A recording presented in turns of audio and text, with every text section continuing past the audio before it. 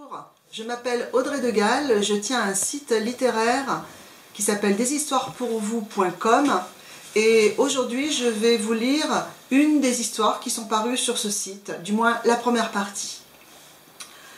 Elle s'appelle Seul.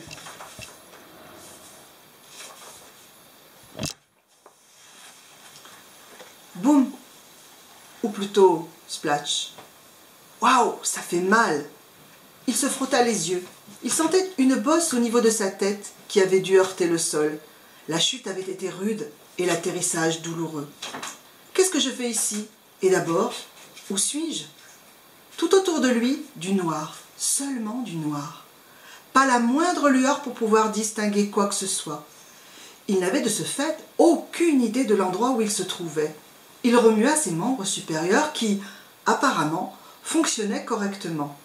Ses membres inférieurs, quant à eux, avaient du mal à bouger.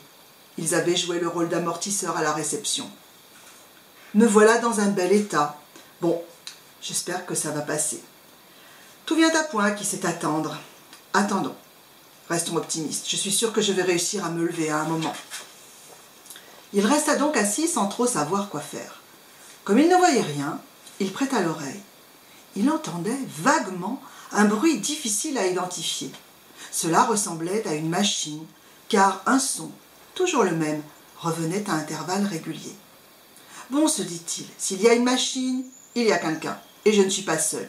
Une personne s'en occupe nécessairement.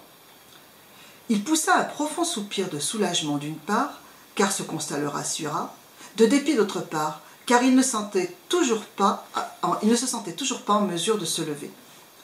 Ce n'était pas grave finalement, car le ronronnement très régulier de cette sorte de moteur prouvait qu'il avait tout son temps. La machine fonctionnait bien et ne s'arrêterait pas pour le moment. Elle ronronnait, elle l'attendrait donc. Ses yeux s'habituèrent progressivement à ce milieu caverneux. Il parvenait désormais à discerner des ombres, des formes floues. Rien cependant ne lui permettait d'identifier l'endroit. C'est vraiment très bizarre ici. À quoi sert donc cette machine ? Son odorat tenta de l'éclairer, décuplé par une vision inefficace. Quelle étrange odeur ici! Je dirais même que ça sent mauvais. J'espère que ce n'est pas une décharge. Ah non! Tout, mais pas ça. Je n'aime que le propre, le net. Ce n'est pas pour baigner dans les saletés des autres, c'est écœurant. Si au moins j'avais un mouchoir, je le mettrais sur mon nez. Fichue journée. Il examina le sol du bout de ses doigts, de peur de toucher quelque détritus. Il ne palpa que le vide et une certaine moiteur. Si c'était une décharge, il y aurait eu des ordures, des morceaux de partout. Or, apparemment, il n'y a rien. Je ne comprends pas. Mais qu'est-ce que j'ai fait pour être dans cette situation-là? Un frisson d'angoisse monta le long de son dos. Il craignait désormais d'être en danger. Et si l'on en voulait à sa vie? Si c'était un piège? Si l'on avait l'intention de le maltraiter, voire pire, de le torturer? Il se recroquevilla sur lui-même et s'adossa à la paroi. Il entendait toujours le bruit régulier du moteur. Il perçut cependant autre chose. Quand on est attentif, on se rend compte que les sens sont exacerbés. C'était très difficile à définir, comme un souffle, du vent ou un courant d'air. Il ne savait pas trop. J'espère que ça ne tournera pas à l'orage. Il ne manquerait plus que ça. Il se sentait terriblement seul, mais il se demanda si ce n'était pas mieux ainsi. Au moins, il était maître de la situation et il lui serait facile de voir un agresseur potentiel fondre sur lui. Il laissa aller sa tête contre le mur. Il voulait réfléchir. Soudain, il eut une idée. Tiens, je n'ai même pas pensé à regarder dans mes poches. Aussitôt, il fouilla celle-ci avidement. Il n'avait effectivement pas de mouchoir. En revanche, il dégaina toute une batterie d'outils, des aiguilles, des pics, des petites cisailles.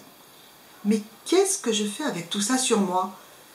Il y avait aussi des barres vitaminées, des boissons énergisantes. De toute évidence, j'ai besoin de rester en forme, déduisit-il. Aussi, il avala une gorgée sucrée et grignota une délicieuse préparation. Il sentit ses forces revenir au même instant. Sans savoir pourquoi, il s'empara du petit pic et se mit à piquer le sol et les parois. Le métal s'enfonçait généreusement et à chaque fois plus profondément.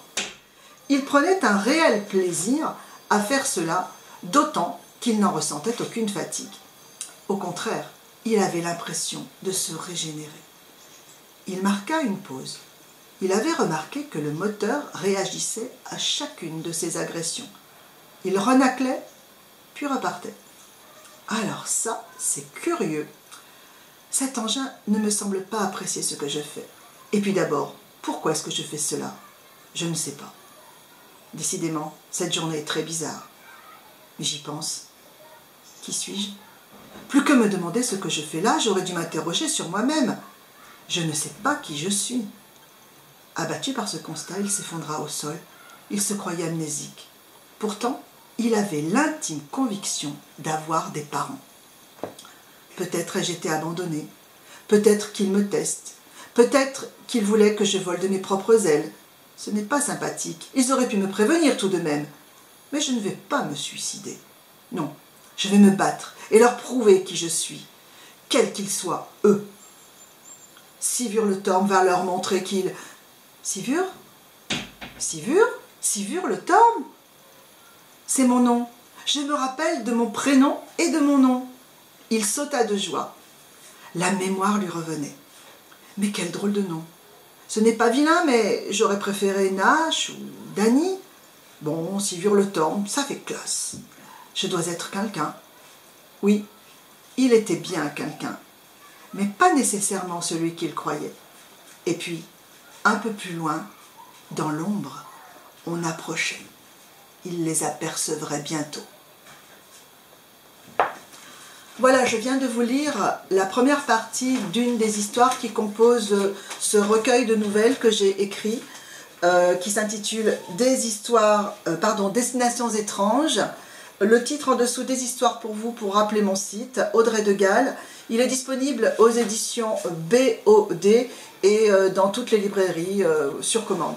Il y a plein d'histoires étranges, tout aussi surprenantes et mystérieuses les unes que les autres. Je vous invite à les parcourir. Je vous invite sinon à écouter d'autres histoires parce que je vous en lirai ultérieurement. J'espère que cette histoire vous a plu. Je vous remercie de m'avoir écouté et à bientôt.